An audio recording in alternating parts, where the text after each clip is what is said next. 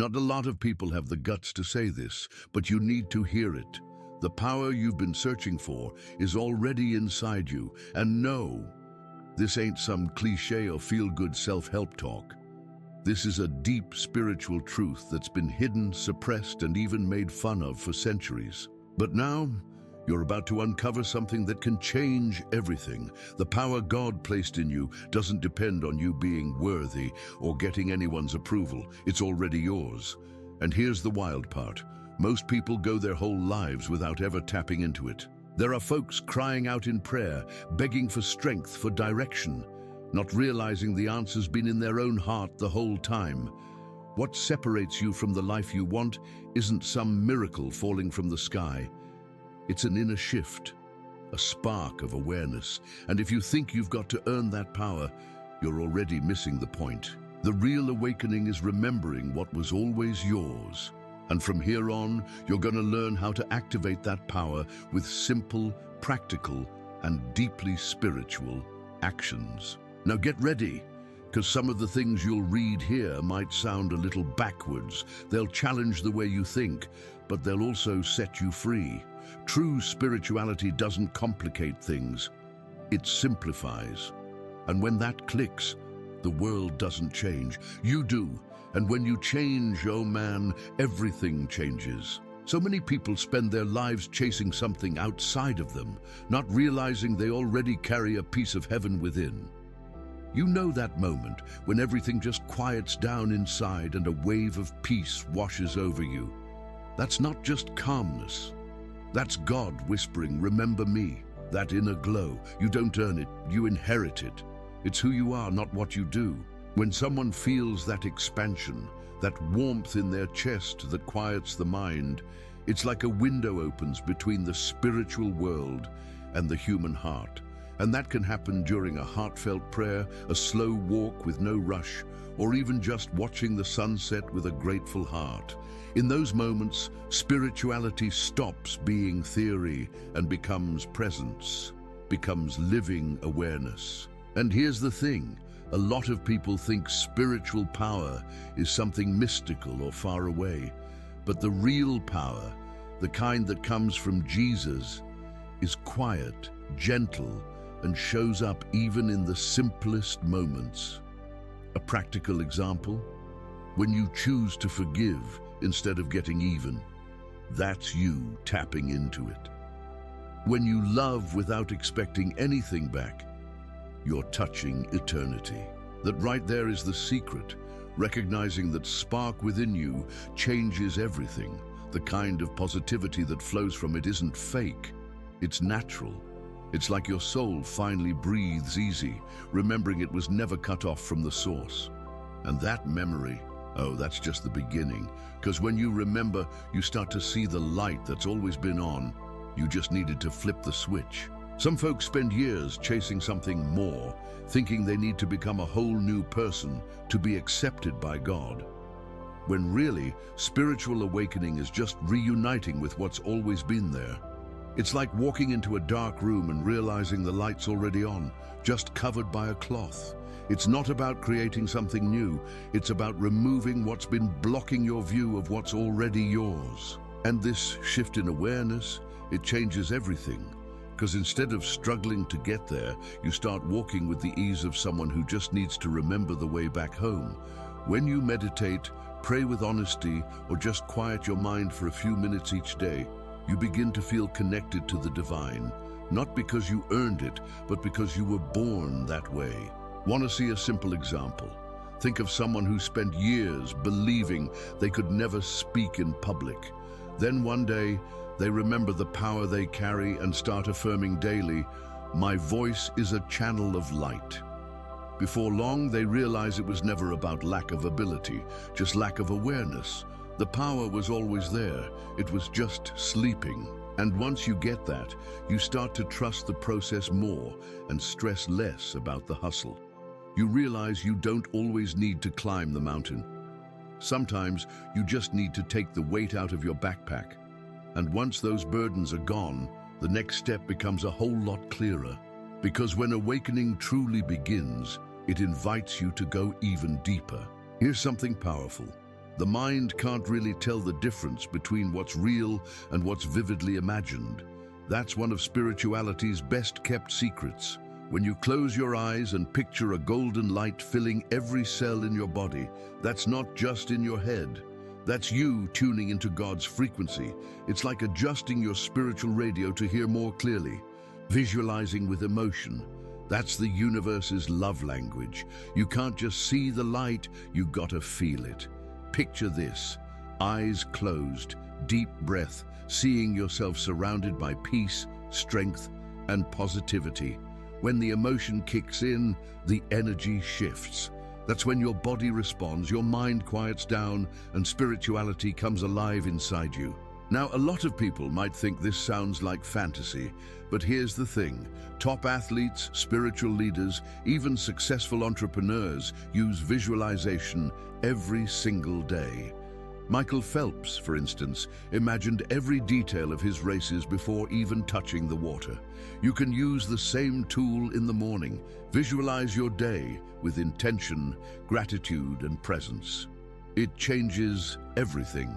And the more you do it, the more natural it becomes. Visualization becomes a bridge between what you want and who you already are. And when that bridge gets strong, you realize you don't need to chase anything outside. It's already shining inside. That's when a new kind of understanding starts to rise, one way beyond logic. Some people pray, ask, repeat affirmations, but deep down, they're holding on to fear, doubt, or impatience. And the universe, which responds to emotion, not just words, doesn't listen to what you say. It listens to what you feel. Feeling is the key. You can say, "I'm good" all you want, but if inside you're falling apart, that's what you're actually putting out there. Spirituality is honest. Either you vibrate faith or you vibrate fear. And your emotion sets the tone for what you attract. Ever notice how when you feel truly grateful, life just starts flowing better? It's like the spiritual world says, "All right, now you're speaking the language." Feeling joy, peace, abundance before you have what you want, that's a game changer. And it starts with the little things, saying thank you before bed, smiling for no reason, giving someone a compliment from the heart. Try this. Instead of only asking, try imagining you already received. Close your eyes, take a deep breath, and feel what it's like to be living that reality. Want peace? Feel the relief now. Want abundance? Act generously, even when you don't have much. When you vibrate like it's already yours, your spirit syncs up with the divine plan, and that's when doors start opening. And the best part, you don't need superhuman effort for this. What you need is presence. It's about training your soul to feel before you see, because honestly, everything that's real starts in the unseen. And emotion is the brush God uses to paint your reality. And once that brush is in your hand, that's when the magic really begins to expand. Most people want to control everything, the timing, the outcome, even how God responds. But true spirituality begins when you let go. Surrender doesn't mean giving up, it means trusting. It's like planting a seed and not digging it up every 5 minutes to see if it's growing. When you truly release it, the miracle gets to work behind the scenes. Letting go is an act of faith. And yeah, it's not always easy, but it's freeing. Picture your desires like balloons. When you hold on too tight, they're stuck. But when you let go, they rise and reach places your mind could never take them. That's where effort turns into partnership with the divine. That's when you stop fighting alone. A great practice: write your dreams down, pray from the heart, then burn the paper as a symbol of surrender. That's not superstition, that's awareness. That's saying, "Jesus, it's in your hands now." And that kind of gesture unleashes a force that logic can't even touch. You start to realize that what felt stuck just needed a little space to bloom. And here's the beautiful twist: when you release, you receive. When you stop forcing things, life flows, positivity returns, awareness expands, because surrender isn't the end of the road, it's the beginning of a new kind of movement. one that leads you with signs, nudges, and inner whispers, which brings us to intuition, that quiet voice that speaks before your mind starts shouting. It's God's gentle touch inside your awareness, guiding you without drama. So many people wait for lightning bolts, but spiritual guidance is subtle. And here's the kicker: the more you ignore it, the quieter it gets. But the more you listen, the louder and clearer it becomes, like a lighthouse in the fog. Sometimes it's that feeling that something's off, even when there's no proof, or that random idea that solves a problem out of nowhere. That's not coincidence, that's alignment. A good habit? Write down your gut feelings before bed and review them a few days later. You'll be shocked at how accurate those divine nudges are. Jesus spoke clearly about discernment, and intuition is how you see the unseen with the eyes of the soul. It's what tells you go this way when everyone else is heading the other way. It's what calms your heart when all seems lost. And the more connected you are to God, the more your spiritual compass points true north. It never fails. We just forget how to listen.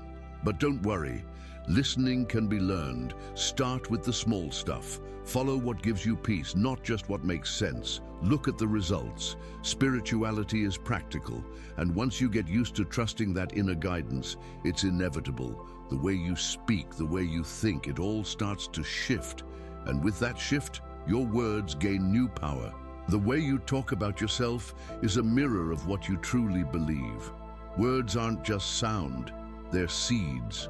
When you say, "I'm weak," you're planting weakness in your soul.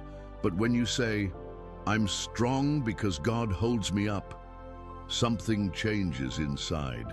Spiritual creation starts with speech, and every word shapes your reality, whether you realize it or not. Affirmations don't work just because you repeat them. They work because of the emotion behind them. Saying, "I am light," without feeling is like lighting a candle that's not even lit. But when you speak with truth, with faith, with awareness, that's when spirituality answers. Try this. Say it 3 times a day. "I am guided by Jesus. My life has purpose." But say it with your heart. Those words start to reshape your mind, like wiping the dust off a mirror until you can see your own light again. And the clearer it gets, the more you begin to see yourself the way God sees you. Strong, capable, full of spirituality, and with power to change what's around you. That's where real strength lives, not in fake positivity, but in building faith with living words.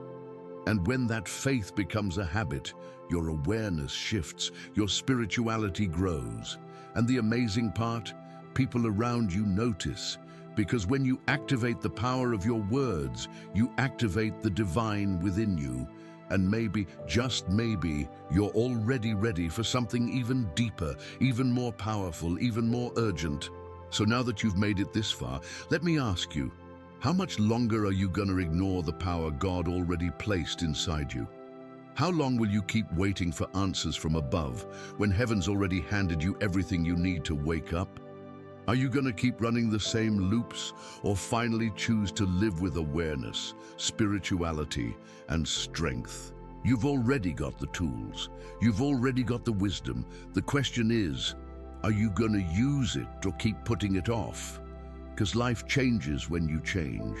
When you choose to trust your intuition, speak with faith, let go of control, and feel the presence of Jesus in every little detail. It's all there. All that's left is one step. And that step, it's all on you. So if this message resonated with you, if it hit home, I invite you to keep walking this journey with us. Hit that subscribe button, turn on the bell, and share this with someone who needs to remember what they're carrying inside. This journey is just getting started, and you don't have to walk it alone.